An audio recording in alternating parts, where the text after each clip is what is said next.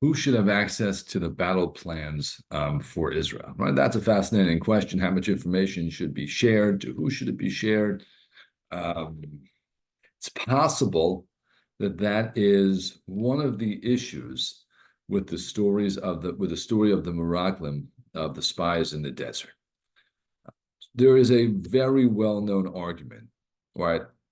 Contradiction, I should say, in the Torah between the story as it's presented in the book of Devarim, right, which is the repetition, and the story that we'll read tomorrow, the original story in the book of Bamidbar in Parashat Shlach.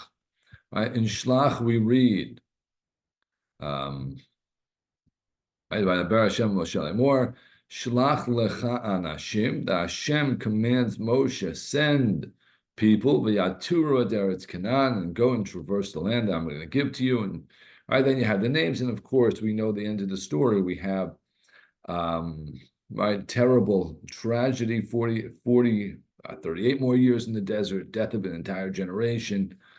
Not a good story. Right, but it is Vaydaber Hashem al Moshe Lemor. Hashem commands Moshe, Shlach lecha anashim. You send people. When we look in Dvarim, first chapter, 22nd verse, Moshe is telling the people, recounting the story. Vatikruvun elai kulchem. You all came to me. Vatomru, and you said, Nishlecha anashim lefanenu. Let's send people out in front of us, a mission.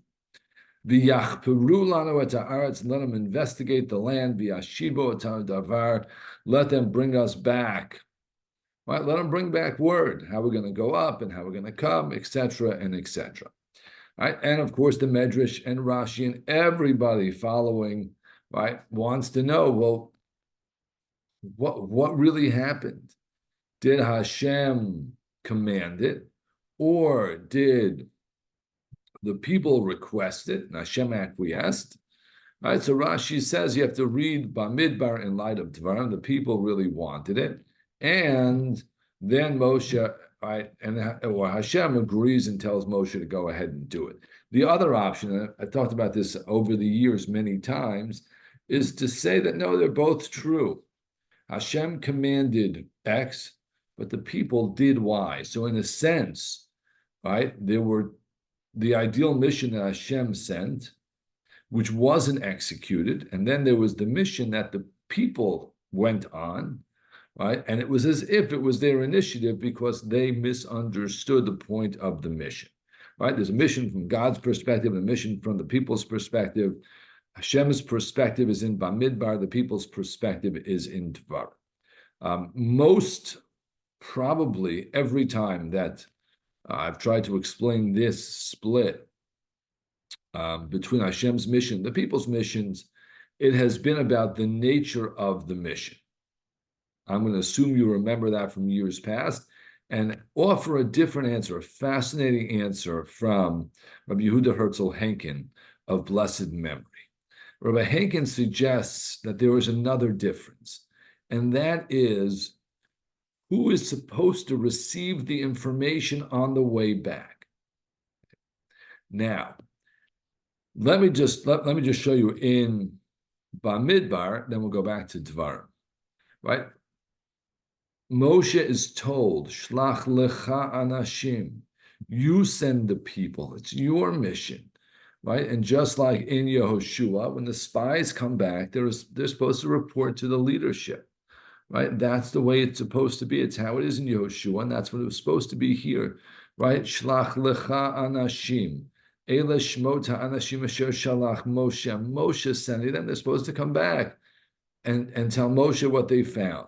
Right? Vayishlach otam Moshe. It's all, this is Moshe's mission. They should come back. Problem is that when they do come back, we read Vayelchu v'yavo el Moshe ve'el Aaron. They come back and they go to Moshe and Aaron. So far, so good. Ve'el kol adat b'nei Yisrael, and to the entirety of the people of Israel. And now everybody knows, right?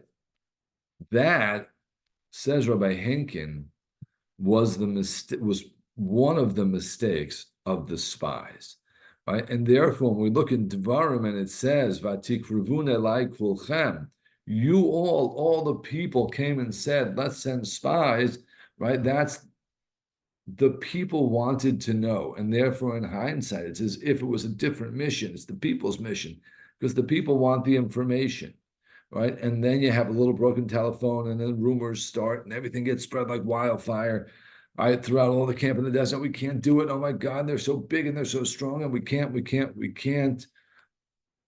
And we know the end of that story, right? One of the messages certainly is, right, and according to Rabbi Henkin, right, this was one of the sin of the spies. It's what allowed it to unravel. It's having rumors run rampant through a camp because information is disseminated in the wrong way. In today's society, that's almost unheard of, right? That we should limit information. We shouldn't have everybody, right, running around thinking about X, Y, or Z, or pretending they know X, Y, and Z. We certainly don't want information hidden from people, but I'll leave it with you as a fascinating question, right? How much information out in the public is too much information? When does that become dangerous? When people have a little bit of information, when they have hearsay, when they've heard something and they run with it, and it runs throughout the people of Israel. That's one of the issues that we had in Chet HaMeraglim, and I think it certainly is one of the issues that we have today. That I wish you a Shabbat Shalom.